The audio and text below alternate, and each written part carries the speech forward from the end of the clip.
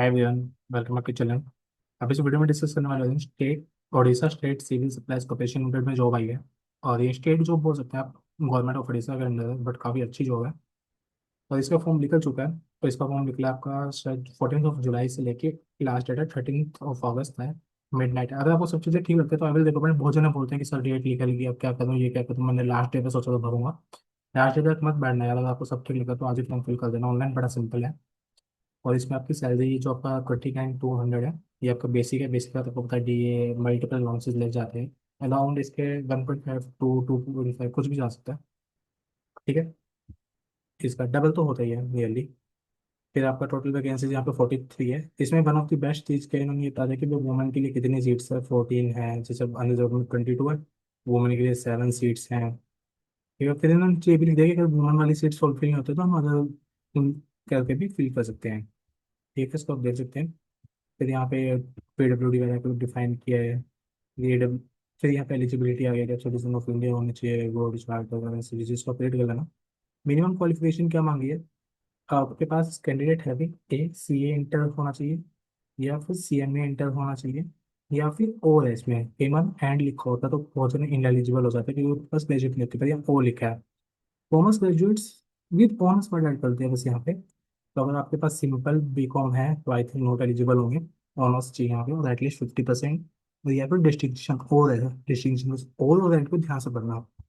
Minimum age 21 years की है, और मैक्सिमम आपका 42 ईयर्स। और डेट आपकी एज किस डेट को देखी जाएगी? 1 जनवरी 2026। और ये आपका रिलैक्सेशन आ गई, वहाँ पे अप्लाई हो जाएगी। ठीक है, फिर सारा एज के बारे में ये है इन सब चीज़ों को। और एग्जामिनेशन फॉर्म, एक ना इसमें एग्जामिनेशन फॉर्म को थोड़ा ध्यान से पढ़ना है। देखो, पहले मैंने बोला कि other than SC ST PWD आपकी फी है 500 rupees. Only through the online mode आपको पे करना है। ठीक है, दी एग्जामिनेशन फी जो आप ये भरोगे फीस लोग, वो आपका रिफंड हो जाएगा। कब रिफंड होगा? जब आप एग्जाम में एक्चुअली अपीयर होगी। जैसे एक्चुअली हम देखते हैं क्या होता है, लेट्स सपोज 10 बच्चे फॉर्म भर रहे हैं तो 7 बच्चे देने जाते हैं। तो यहाँ पे इन्होंने ये बोला कि आप 500 को भर तो रहे हो, बट अगर आप पेपर देने आते हो CBT वाला, तो अगर आप पेपर देने आते हो तो आपको रिफंड कर दिया जाएगा। तो इट मीन्स क्या होगा आपका? फ्री।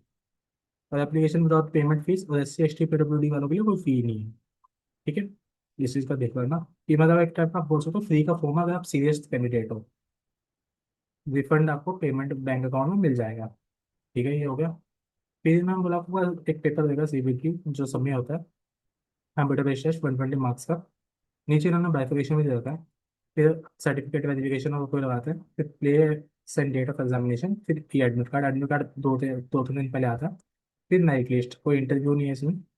और आपको मार्क्स चाहिए जाते हैं तो उसको भी ऐसे सॉल्व करेंगे, ये सब इन्होंने बताया हुआ है। तो यहाँ पे ये आ गया। फिर अब यहाँ पे अगर आप पढ़ोगे तो सिंपल से इंस्ट्रक्शंस दिए हुए हैं। और अगर कोई आपको दिक्कत आती है तो हेल्प डेस्क, आप इस नंबर पे रीच आउट कर सकते हैं, इन्होंने नंबर दिया है इनका। तो आप यहाँ पे लिंक्डइन पे मैंने काफ़ी जने देखे हैं, इस कंपनी में काफ़ी टाइम से हैं। तो इसका वर्क वगैरह सब अच्छा ही मिलेगा। तो यहाँ पे ये फॉर्म्स दे रखे हैं और आपका सिलेबस आ गया। ये देखो, सब्जेक्ट स्पेसिफिक 15 मार्क्स का आ गया जो कि नॉर्मल है। एप्टीट्यूड आ गया, इंग्लिश, जनरल अवेयर्स और बेसिक रीजनिंग नहीं है इसमें। और कंप्यूटर नॉलेज आ गया, तो 20 मार्क्स आपका बन गया। ठीक है, फिर आपका ये आ गया सब्जेक्ट वाइज में income tax, CST, computer, fundamental financial management, banking, insurance, auditing. Auditing के फिर आते हैं 570 पॉइंट का, इसमें आ जाते हैं। एप्टीट्यूड में ये आ गया। ये आपका सवाल मैथ वाला आ गया। इन्होंने सिलेबस भी डिफाइन कर दिया, क्योंकि तो बहुत मैक्सिमम पेपर्स में सिलेबस डिफाइन होता है, तो इन्होंने बता दिया सबके लिए थोड़ा ईजी रहेगा। फिर इंग्लिश का बता दिया, फिर GK का बता दिया, फिर कंप्यूटर नॉलेज का बता दिया। कंप्यूटर नॉलेज तो वैसे कर ही लोगे जहाँ तक है। फिर डॉक्यूमेंट्स वेरिफिकेशन टाइम पे आपको क्या क्या सबमिट करना है, वो सब चीज़ें हैं। मतलब फॉर्म फिल करोगे तो आपको सब पता ही चल जाएगा। तो सब चीज़ें बिल्कुल परफेक्ट है। एज के रिगार्डिंग आपको कोई इशू नहीं आएगा इस फॉर्म में। पैसों के रिगार्डिंग कोई नहीं आएगा, एक्सपेंसिव फॉर्म नहीं है, बल्कि अगले तो रिफंड कर देंगे अगर आप जाओगे। सिलेबस भी थोड़ा फैमिली है आपका। तो सब चीज़ें परफेक्ट है। अगर आप ब्लेंडिंग की चक्कर तो भोजन आपको बहुत सालों से इसी कंपनी में काम करते दिखेंगे। सब सब चीज़ें सही लग रहा है मेरे को। तो अगर आपको अच्छा है तो ये मेरा पर्सनल ओपिनियन है। फिर आप इसमें ये माल प्रैक्टिस है उसको आप रीड करोगे तो आपको पता चल जाएगा। Best of luck guys.